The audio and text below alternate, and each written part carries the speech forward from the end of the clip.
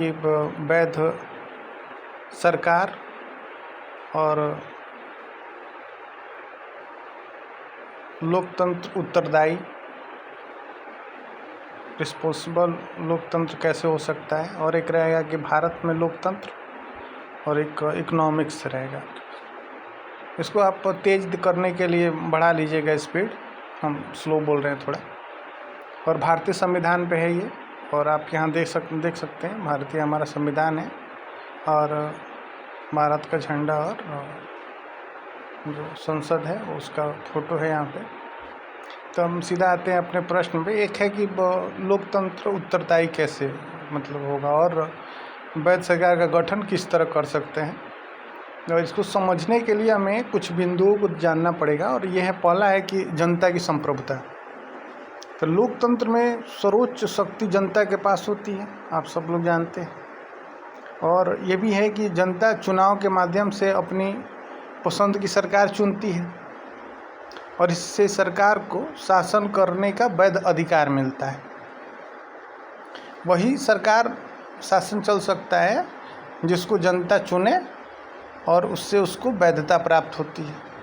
ठीक है, तो वैध सरकार के लिए ये जरूरी है कि जनता की संप्रभुता और उसको माने। दूसरा है चुनाव प्रक्रिया। चुनाव निष्पक्ष होना चाहिए, स्वतंत्र होना चाहिए, और लोकतंत्र के लिए मूल आधार है। अगर निष्पक्ष चुनाव नहीं हो रहा है तो फिर वो सरकार टिकेगी नहीं, वो जनादेश माना नहीं जाएगा। ठीक है, और अगर वो चुनाव निष्पक्ष नहीं है तो कई सारे राज्यों में इसके लिए तख्ता पलट हो जाता है। अफ्रीका के कई सारे राज्य हैं जहाँ पे हुआ है, जहाँ पे वैध चुनाव प्रक्रिया सफल नहीं होती थी। और वहाँ पे जैसे सबसे ज़्यादा दिक्कत वहाँ होता है जहाँ एक पार्टी सिस्टम होती है, वहाँ पे चुनाव प्रक्रिया एकदम अच्छा नहीं होता है और वहाँ पे एक ही पार्टी की लगातार सरकार बनती रहती है। तो ये सबसे ज़्यादा ज़रूरी है अगर कोई लोकतंत्र उत्तरदायी हो उसके लिए कि चुनाव प्रक्रिया सही हो। उत्तरदायित्व, अकाउंटेबिलिटी जो होता है वो सरकार जनता द्वारा चुनी जाती है और वही उसे हटाने का अधिकार भी रखता है। कौन? जनता। इसीलिए सरकार अपने निर्णयों और नीतियों के लिए जनता के प्रति वफादार होती है। आप देखते होंगे कि जनता जो मांग करती है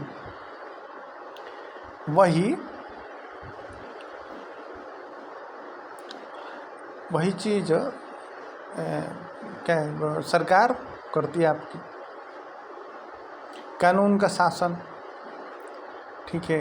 दूसरा है कि कानून का शासन होना चाहिए, rule of law. Sorry, rule of law. लोकतंत्र में सरकार संविधान और कानून के दायरे में काम करती है। इससे यह सुनिश्चित होता है कि सत्ता का दुरुपयोग न हो और सरकार की वैधता बनी रहे। अगला है कि विपक्ष और उसकी आलोचना। तो लोकतंत्र में सबसे ज़्यादा ज़रूरी है कि विपक्ष मजबूत हो। मीडिया और नागरिक समाज सरकार की नीतियों पर प्रश्न उठा सकें, और यही व्यवस्था सरकार को लगातार उत्तरदायी और पारदर्शी बनाए रखने का काम करती है। विपक्ष यह नहीं कह सकता है कि हम लोकतंत्र को नहीं बचाएंगे।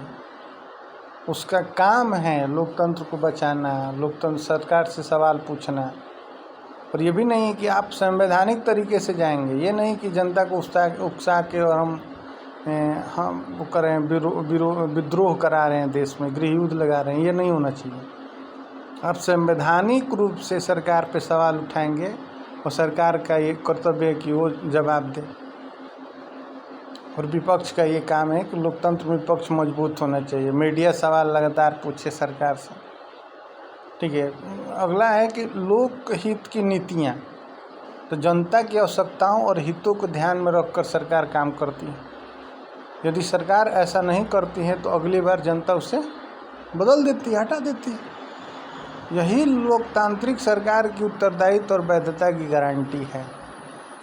ठीक है। ये लोकहित की नीति है। देखिए ये सारे पॉइंट जो है उसकी लोकतांत्रिक सरकार और उत्तरदायित्व और उसकी वैधता की गारंटी, ये सारी चीज़ें हैं। और लास्ट में हम लोग ये कह सकते हैं कि लोकतंत्र जनता को ये शक्ति देता है कि वह वैध सरकार का गठन करें चुनाव द्वारा और साथ ही उससे उत्तरदायी बनाए रखें, यानी कि जनमत, आलोचना और चुनाव के जरिए। ये खत्म हुआ। अगला है कि भारत में लोकतंत्र का भविष्य कैसा हो। ठीक है, तो इसको समझने के लिए हमें इसके वर्तमान स्वरूप, चुनौतियों और संभावनाओं पर नज़र डालनी है कि भारत में लोकतंत्र का भविष्य कैसा होगा। ठीक है, तो भारत में लोकतंत्र का भविष्य कैसा है, इसके लिए जानेंगे। देखिए जनता की भागीदारी में वृद्धि हुई है कि नहीं भारत में लोकतंत्र में। तो डिजिटल युग का ज़माना है, सोशल मीडिया का ज़माना है और इससे लोगों के अंदर राजनीतिक जागरूकता बढ़ती जा रही है, लोग सवाल पूछ से हर एक मुद्दे पे। और ये भी है कि भविष्य में जनता सीधे भागीदारी और व्यापक होती जाएगी, और ज़्यादा भागीदारी होगा जनता राजनीति। तो आप कह सकते हैं कि ये बेहतर है भारत के लिए। पारदर्शिता और जवाबदेही अगर भविष्य में कैसा होगा, तो ये सूचना का अधिकार कब आया था, कमेंट बॉक्स में बताइएगा। सूचना का अधिकार आरटीआई के माध्यम से हम पारदर्शिता और जवाबदेही होती है सरकारें, मीडिया लगातार सवाल पूछती है और नागरिक समाज जो है वो भी सरकार को पारदर्शी बनाए रखने में मदद करते हैं और इससे क्या होता है, लोकतंत्र मजबूत होता है। और आप कमेंट बॉक्स में बताइए कि सूचना का अधिकार अधिनियम कब लाया गया था, कब से लागू है। तीसरा है विकेंद्रीकरण की मजबूती। तो स्थानीय सरकारें या स्थानीय निकाय, पंचायत राज संस्थाओं के सशक्त होने से लोकतंत्र जमीनी स्तर पर और गहरा होता जा रहा है। तो भारत का भविष्य कितना है, सुनहरा है, क्योंकि ज़मीनी स्तर पे लोग सशक्त हो रहे हैं। जो पंचायती राज व्यवस्थाएं हैं वो और ज़्यादा सशक्त कर रही हैं, हर नागरिक अपना वोट दे रहा है। ठीक है, तो जो पंचायतें हैं, तो ये भी आपको बताना है कमेंट में कि पंचायती राज व्यवस्था भारत में कब लागू किया गया।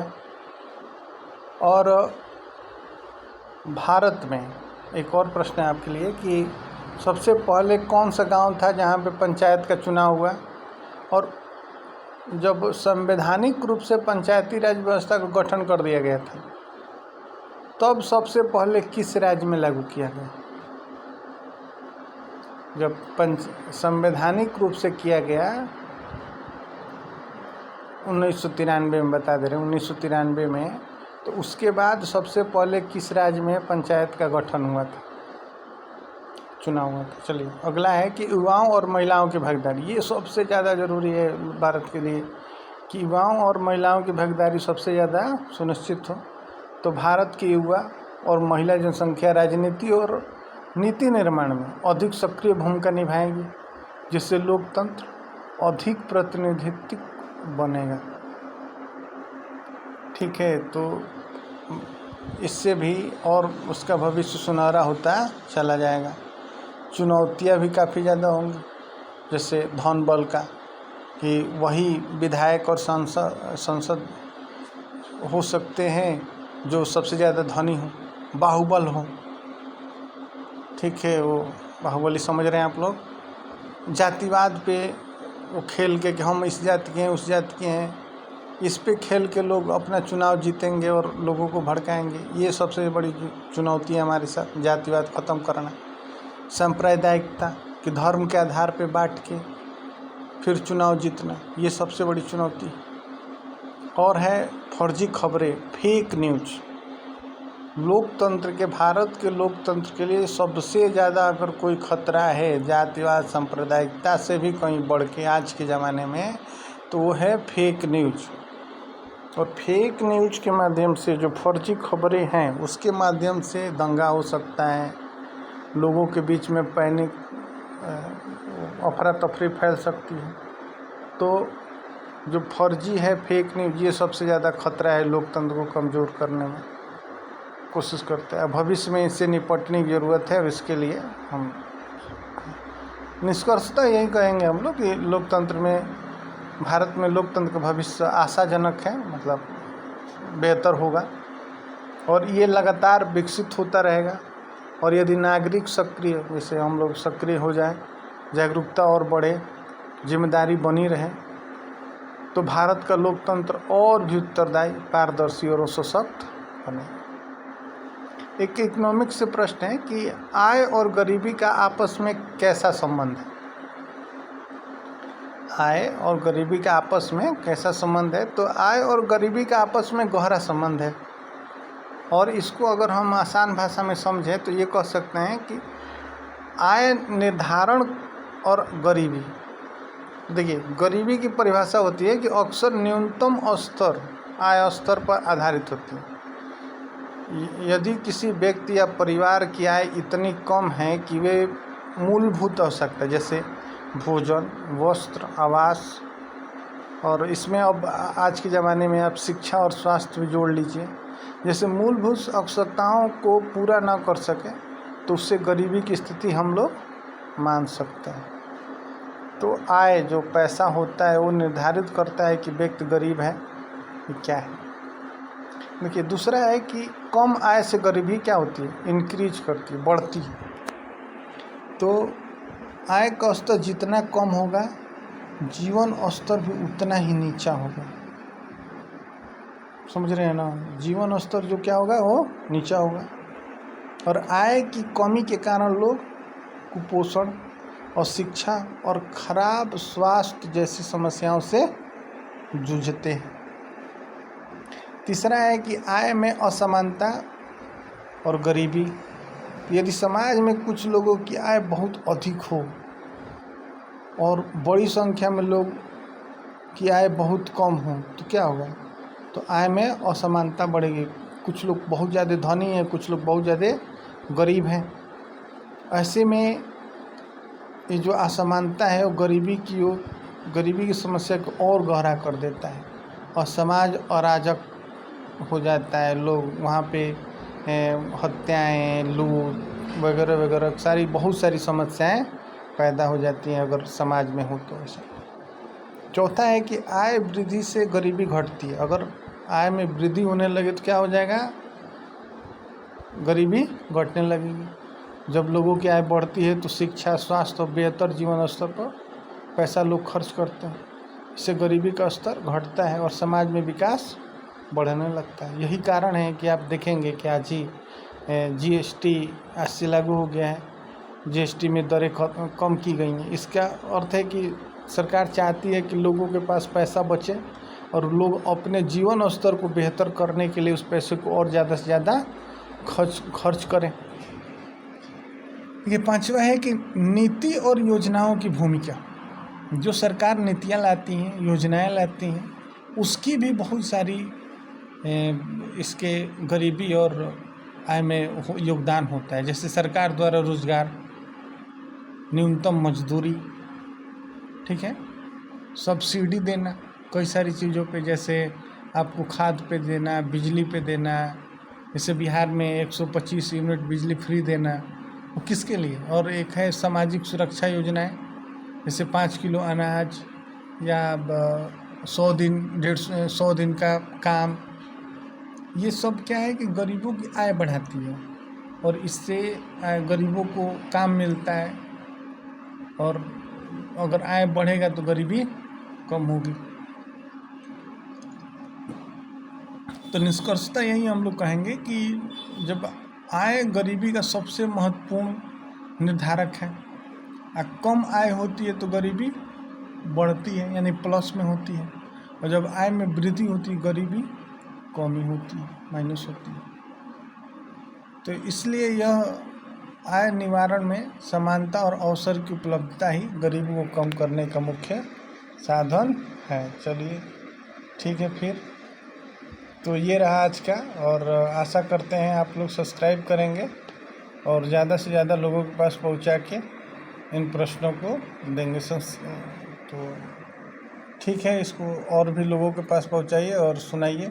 अच्छा लगे तो कमेंट बॉक्स में बताइए कि अच्छा लगा कि नहीं लगा है। जो प्रश्न किए थे आप वहाँ जवाब दीजिएगा, फिर हम इसका सही होगा उस पर हम कमेंट कर देंगे, बता देंगे कि सही।